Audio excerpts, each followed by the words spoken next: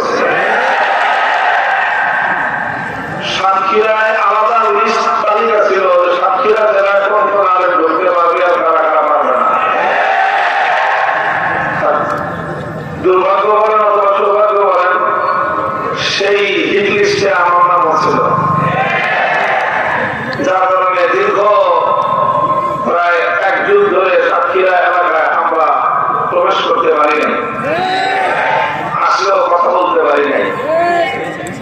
মহান আল্লাহ পাক রব্বুল আলামিনের দরবারে আমরা শুকর আদায় করি, যিনি তার কুদরতের মাধ্যমে সেই দুর্দণ্ড প্রতাপশালী ফ্যাসিবাদকে আল্লাহ উৎখাত করে দিয়েছেন।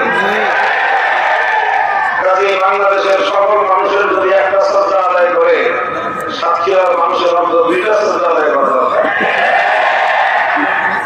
এবং আগামী দিনে তাদের আল্লাহ কোরআনের পক্ষে দ্বীনের জন্য অতীতের চেয়ে আরো বেশি ঘনিষ্ঠ ভূমিকা পালন করা তাদের দায়িত্ব এবং কর্তব্য হয়ে দাঁড়িয়েছে। আল্লাহ রাব্বুল আলামিন সাতক্ষীরার মাটিকে ইসলামের ঘাঁটি হিসেবে আল্লাহ